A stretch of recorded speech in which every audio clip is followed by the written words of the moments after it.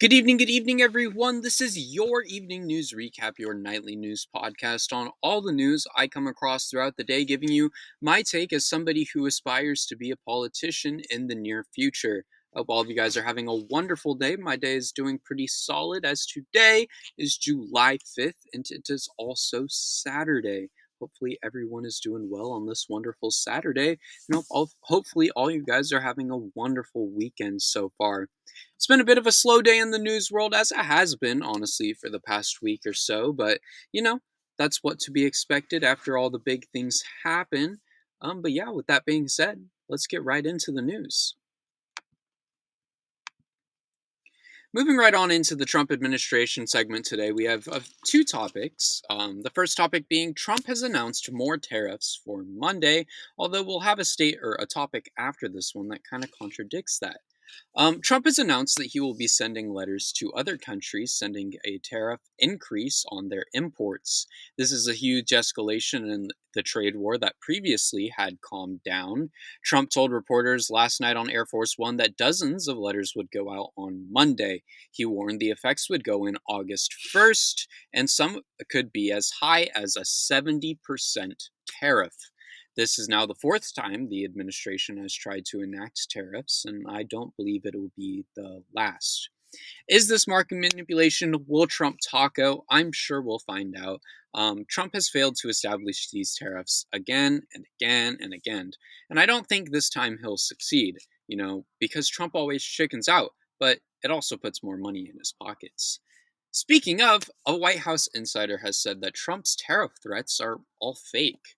According to Politico, a White House insider has said Trump's tariffs are all fake. The insider said, Trump knows the most interesting part of his presidency is the tariff conversation. It's all fake. There's no deadline. It's a self-imposed landmark in the theatrical show that's where we are. The insider went on to say, you have wins, take them. You can only assume that he doesn't want to take them because he likes the game too much. This isn't shocking at all. It's the perfect way to have Trump's TV presidency, and let's not forget how big of a TV star he is. Side note, I don't think I have ever seen Trump on TV outside of him being president. And I know I was a little younger when he was on TV, but like even browsing through TV channels, I don't think I ever saw him on the television. Anyways, if it gets numbers, he's going to do it because he requires attention. These tariffs are bad, but it doesn't matter to him because it gets more money in his pocket and the ones around him, and it gets people talking about him. Bad publicity is still publicity, if you will. That's why famous people shouldn't be in politics if that isn't their goal in the first place. It's all about the ratings, not about the people, and that's a problem. Anyways, moving right on into our other news segments, we have a few topics in here today, around three. The first one being a top Russian businessman fell out of a window. A top oil executive from Russia has been found dead under the window of his Moscow home in what authorities claim is a suicide. Andrei Baldov was a vice president of the state-owned oil pipeline Transneft since 2021. His body was found beside a house along a highway, according to police, and he had left a suicide note. Badolv joins a long line of rich Russians to die in recent years since the start of the Ukraine war. The rise in deaths from rich people since the Ukraine war is honestly one of the most interesting parts of the war to me. I do wonder if these people shared feelings of not supporting the war, and that's why, Putin had the SVR kind of work some overtime, if you will. For those who don't know, the SVR is like essentially Russia's version of the CIA. But it is interesting because a large amount of these rich Russians have passed away. And of course, a majority of the companies in Russia are, for the most part, controlled by the government. I believe it is most of them, for that matter, except I believe some Western companies. I believe that works a little bit different, like McDonald's and such. They work a little bit differently in Russia, I believe.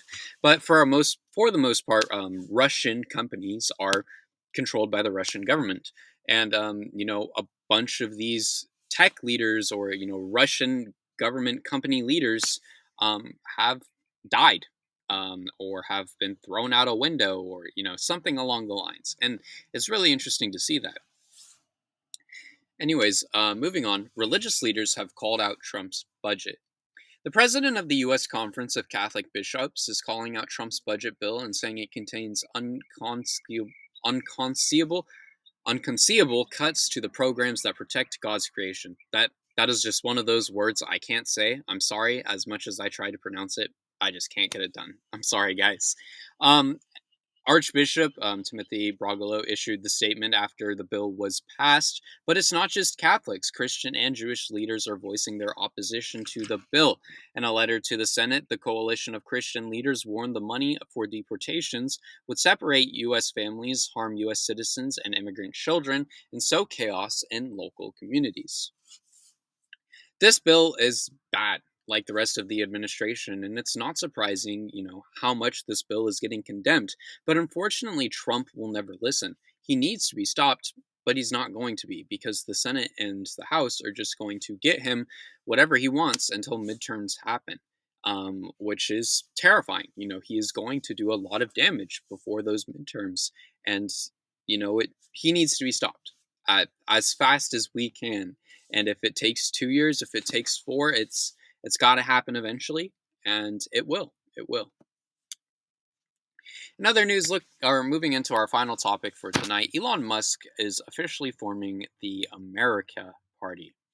Elon Musk says he is officially launching his America Party in order to challenge both Democrats and Republicans. It's unclear if the party has been formally registered with election authorities, and Musk hasn't provided any details on who will lead it, but in a post on Twitter he wrote, "By a factor of 2 to 1, you want a new political party, and you shall have it. When it comes to bankrupting our country with waste and graft, we have a one-party system, not a democracy.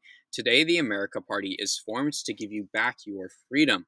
Musk would later retweet a post saying it was the America Party's platform. The policies include reducing the debt and only spending responsibly, modernizing the military with AI, robotics, being pro-tech, less regulation across the board, and especially in energy, free speech, pro-natalist, and centrist policies everywhere else.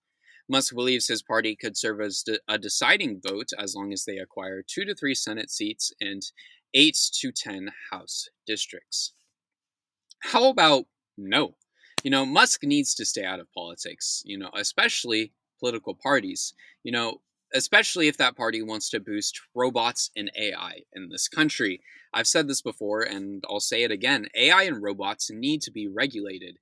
I've talked about it a few times, but I am highly against both AI and robots. I think both can be useful, but both will also lead to large problems in society, especially in the workforce. If a human can safely and efficiently do a job, it should be done by a human. If we do not need robots or AI working office jobs or working at grocery stores, or nor do we need them being first responders or in the military. I understand factory production jobs, as there's a lot of risk there, but I don't want to have to rely on a robot or AI to save me from a burning building or teaching future generations. Not only does that cut down on jobs that people could actually be doing, but I mean, the impacts that will have on society are very grave. You see it in media, you see it in movies, you see it in so much more. Not to just relay all the proof, or rely on movies for proof there, but I mean, Western media shows enough of it. It really could backfire off. It really could backfire on us. It really could.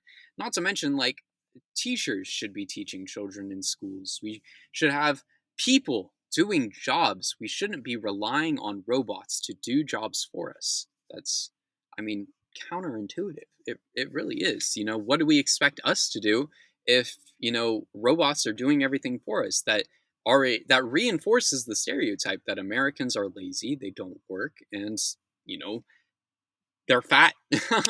It's just reinforcing stereotypes that not only do we not need, but it's unnecessary. People should be doing jobs, not robots or AI.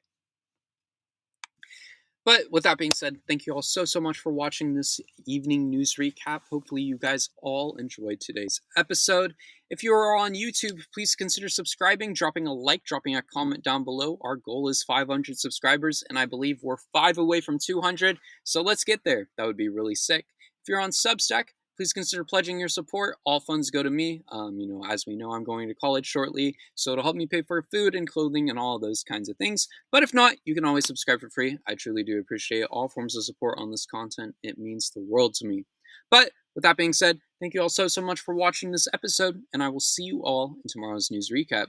Later.